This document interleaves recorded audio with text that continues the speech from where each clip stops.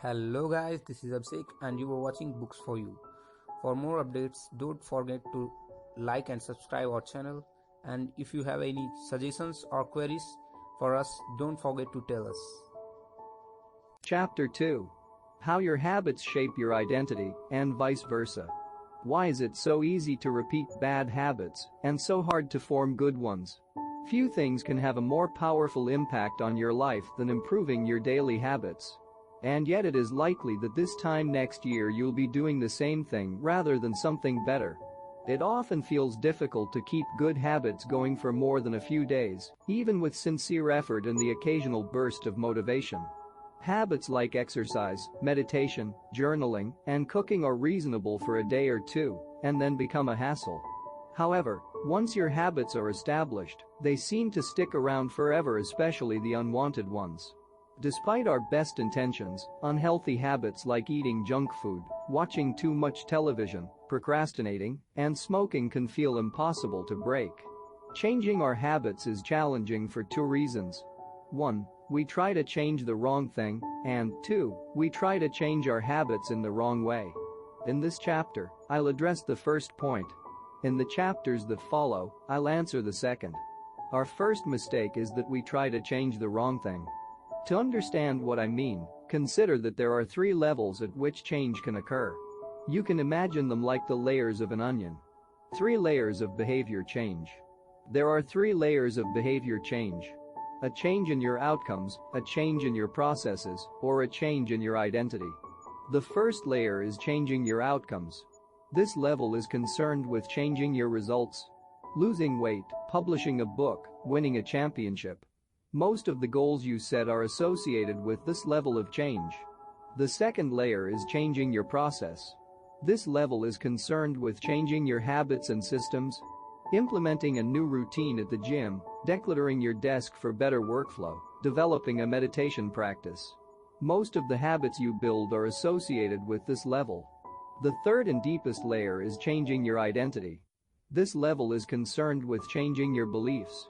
Your worldview, your self-image, your judgments about yourself and others. Most of the beliefs, assumptions, and biases you hold are associated with this level. Outcomes are about what you get. Processes are about what you do. Identity is about what you believe. When it comes to building habits that last, when it comes to building a system of 1% improvements, the problem is not that one level is better or worse than another. All levels of change are useful in their own way. The problem is the direction of change. Many people begin the process of changing their habits by focusing on what they want to achieve. This leads us to outcome-based habits. The alternative is to build identity-based habits. With this approach, we start by focusing on who we wish to become. With outcome-based habits, the focus is on what you want to achieve. With identity-based habits, the focus is on who you wish to become. Imagine 2 people resisting a cigarette. When offered a smoke, the first person says, "No thanks. I'm trying to quit." It sounds like a reasonable response, but this person still believes they are a smoker who is trying to be something else. They are hoping their behavior will change while carrying around the same beliefs. The second person declines by saying, "No thanks. I'm not a smoker." It's a small difference, but this statement signals a shift in identity. Smoking was part of their former life, not their current one. They no longer identify as someone who smokes. Most people don't even consider identity change when they set out to improve. They just think, "I want to be skinny," outcome, "and if I stick to this diet, then I'll be skinny," process. They set goals and determine the actions they should take to achieve those goals, without considering the beliefs that drive their actions. They never shift the way they look at themselves, and they don't realize that their old identity can sabotage their new plans for change. Behind every system of actions are a system of beliefs. The system of a democracy is founded on beliefs like freedom, majority rule, and social equality. The system of a dictatorship has a very different set of beliefs like absolute authority and strict obedience. You can imagine many ways to try to get more people to vote in a democracy, but such behavior change would never get off the ground in a dictatorship. That's not the identity of the system. Voting is a behavior that is impossible under a certain set of beliefs. A similar pattern exists whether we are discussing individuals, organizations, or societies. There are a set of beliefs and assumptions that shape the system and identity behind the habits. Behavior that is incongruent with the self will not last. You may want more money, but if your identity is someone who consumes rather than creates, then you'll continue to be pulled toward spending rather than earning. You may want better health, but if you continue to prioritize comfort over accomplishment, you'll be drawn to relaxing rather than training.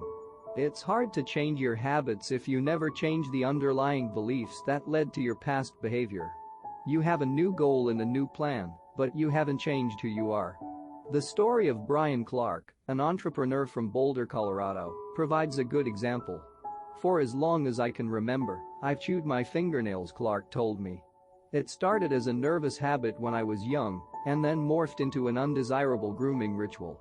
One day, I resolved to stop chewing my nails until they grew out a bit. Through mindful willpower alone, I managed to do it. Then, Clark did something surprising. I asked my wife to schedule my first ever manicure, he said. My thought was that if I started paying to maintain my nails, I wouldn't chew them. And it worked, but not for the monetary reason. What happened was the manicure made my fingers look really nice for the first time. The manicurist even said that other than the chewing I had really healthy, attractive nails. Suddenly, I was proud of my fingernails. And even though that's something I had never aspired to, it made all the difference. I've never chewed my nails since, not even a single close call. And it's because I now take pride in properly caring for them. The ultimate form of intrinsic motivation is when a habit becomes part of your identity. It's one thing to say I'm the type of person who wants this. It's something very different to say I'm the type of person who is this. The more pride you have in a particular aspect of your identity, the more motivated you will be to maintain the habits associated with it. If you're proud of how your hair looks, you'll develop all sorts of habits to care for and maintain it. If you're proud of the size of your biceps, you'll make sure you never skip an upper body workout. If you're proud of the scarves you knit, you'll be more likely to spend hours knitting each week. Once your pride gets involved, you'll fight tooth and nail to maintain your habits. True behavior change is identity change. You might start a habit because of motivation, but the only reason you'll stick with one is that it becomes part of your identity. Anyone can convince themselves to visit the gym or eat healthy once or twice, but if you don't shift the belief behind the behavior, then it is hard to stick with long-term changes. Improvements are only temporary until they become part of who you are. The goal is not to read a book, the goal is to become a reader. The goal is not to run a marathon, the goal is to become a runner. The goal is not to learn an instrument, the goal is to become a musician. Your behaviors are usually a reflection of your identity. What you do is an indication of the type of person you believe that you are, either consciously or non-consciously. Research has shown that once a person believes in a particular aspect of their identity, they are more likely to act in alignment with that belief. For example, people who identified as being a voter were more likely to vote than those who simply claimed voting was an action they wanted to perform. Similarly, the person who incorporates exercise into their identity doesn't have to convince themselves to train. Doing the right thing is easy. After all, when your behavior and your identity are fully aligned, you are no longer pursuing behavior change. You are simply acting like the type of person you already believe yourself to be. Like all aspects of habit formation, this too is a double-edged sword. When working for you, identity change can be a powerful force for self-improvement. When working against you, though, identity change can be a curse. Once you have adopted an identity, it can be easy to let your allegiance to it impact your ability to change. Many people walk through life in a cognitive slumber, blindly following the norms attached to their identity. I'm terrible with directions. I'm not a morning person. I'm bad at remembering people's names. I'm always late. I'm not good with technology. I'm horrible at math. ... and 1,000 other variations. When you have repeated a story to yourself for years, it is easy to slide into these mental grooves and accept them as a fact. In time, you begin to resist certain actions because that's not who I am. There is internal pressure to maintain your self-image and behave in a way that is consistent with your beliefs. You find whatever way you can to avoid contradicting yourself. The more deeply a thought or action is tied to your identity, the more difficult it is to change it. It can feel comfortable to believe what your culture believes, group identity, or to do what upholds your self-image, personal identity, even if it's wrong. The biggest barrier to positive change at any level, individual, team, society, is identity conflict. Good habits can make rational sense, but if they conflict with your identity, you will fail to put them into action. On any given day, you may struggle with your habits because you're too busy or too tired or too overwhelmed or hundreds of other reasons. Over the long run, however, the real reason you fail to stick with habits is that your self-image gets in the way.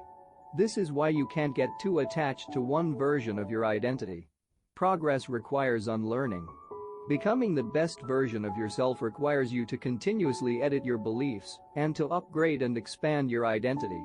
This brings us to an important question. If your beliefs and worldview play such an important role in your behavior, where do they come from in the first place? How, exactly, is your identity formed? And how can you emphasize new aspects of your identity that serve you and gradually erase the pieces that hinder you? The two-step process to changing your identity. Your identity emerges out of your habits. You are not born with preset beliefs. Every belief, including those about yourself, is learned and conditioned through experience. More precisely, your habits are how you embody your identity. When you make your bed each day, you embody the identity of an organized person. When you write each day, you embody the identity of a creative person. When you train each day, you embody the identity of an athletic person. The more you repeat a behavior, the more you reinforce the identity associated with that behavior. In fact, the word identity was originally derived from the Latin words essentitas, which means being, and identitum, which means repeatedly. Your identity is literally your repeated beingness. Whatever your identity is right now, you only believe it because you have proof of it. If you go to church every Sunday for 20 years, you have evidence that you are religious. If you study biology for 1 hour every night, you have evidence that you are studious. If you go to the gym even when it's snowing, you have evidence that you are committed to fitness. The more evidence you have for a belief, the more strongly you will believe it. For most of my early life, I didn't consider myself a writer. If you were to ask any of my high school teachers or college professors, they would tell you I was an average writer at best. Certainly not a standout. When I began my writing career, I published a new article every Monday and Thursday for the first few years. As the evidence grew, so did my identity as a writer. I didn't start out as a writer. I became one through my habits. Of course, your habits are not the only actions that influence your identity, but by virtue of their frequency, they are usually the most important ones. Each experience in life modifies your self-image, but it's unlikely you would consider yourself a soccer player because you kicked a ball once or an artist because you scribbled a picture. As you repeat these actions, however, the evidence accumulates and your self-image begins to change. The effect of one-off experiences tends to fade away, while the effect of habits gets reinforced with time, which means your habits contribute most of the evidence that shapes your identity. In this way, the process of building habits is actually the process of becoming yourself. This is a gradual evolution. We do not change by snapping our fingers and deciding to be someone entirely new. We change bit by bit, day by day, habit by habit. We are continually undergoing microevolutions of the self. Each habit is like a suggestion. Hey, maybe this is who I am. If you finish a book, then perhaps you are the type of person who likes reading. If you go to the gym, then perhaps you are the type of person who likes exercise. If you practice playing the guitar, perhaps you are the type of person who likes music. Every action you take is a vote for the type of person you wish to become. No single instance will transform your beliefs, but as the votes build up, so does the evidence of your new identity. This is one reason why meaningful change does not require radical change. Small habits can make a meaningful difference by providing evidence of a new identity. And if a change is meaningful, it actually is big. That's the paradox of making small improvements. Putting this all together, you can see that habits are the path to changing your identity. The most practical way to change who you are is to change what you do. Each time you write a page, you are a writer. Each time you practice the violin, you are a musician. Each time you start a workout, you are an athlete. Each time you encourage your employees, you are a leader. Each habit not only gets results, but also teaches you something far more important. To trust yourself. You start to believe you can actually accomplish these things. When the votes mount up and the evidence begins to change, the story you tell yourself begins to change as well. Of course, it works the opposite way, too. Every time you choose to perform a bad habit, it's a vote for that identity. The good news is that you don't need to be perfect. In any election, there are going to be votes for both sides. You don't need a unanimous vote to win an election, you just need a majority. It doesn't matter if you cast a few votes for a bad behavior or an unproductive habit. Your goal is simply to win the majority of the time. New identities require new evidence. If you keep casting the same votes you've always cast, you're going to get the same results you've always had. If nothing changes, nothing is going to change. It is a simple two-step process. 1. Decide the type of person you want to be. 2. Prove it to yourself with small wins. First, decide who you want to be. This holds at any level as an individual, as a team, as a community, as a nation. What do you want to stand for? What are your principles and values? Who do you wish to become? These are big questions, and many people aren't sure where to begin, but they do know what kind of results they want. To get six-pack abs or to feel less anxious or to double their salary. That's fine. Start there and work backward from the results you want to the type of person who could get those results. Ask yourself, who is the type of person that could get the outcome I want? Who is the type of person that could lose 40 pounds? Who is the type of person that could learn a new language? Who is the type of person that could run a successful startup? For example, who is the type of person who could write a book? It's probably someone who is consistent and reliable. Now your focus shifts from writing a book, outcome-based, to being the type of person who is consistent and reliable, identity-based. This process can lead to beliefs like, I'm the kind of teacher who stands up for her students. I'm the kind of doctor who gives each patient the time and empathy they need. I'm the kind of manager who advocates for her employees. Once you have a handle on the type of person you want to be, you can begin taking small steps to reinforce your desired identity. I have a friend who lost over 100 pounds by asking herself, what would a healthy person do? All day long, she would use this question as a guide. Would a healthy person walk or take a cab? Would a healthy person order a burrito or a salad? She figured if she acted like a healthy person long enough, eventually she would become that person. She was right. The concept of identity-based habits is our first introduction to another key theme in this book. Feedback loops. Your habits shape your identity, and your identity shapes your habits. It's a two-way street. The formation of all habits is a feedback loop, a concept we will explore in depth in the next chapter, but it's important to let your values, principles, and identity drive the loop rather than your results. The focus should always be on becoming that type of person, not getting a particular outcome.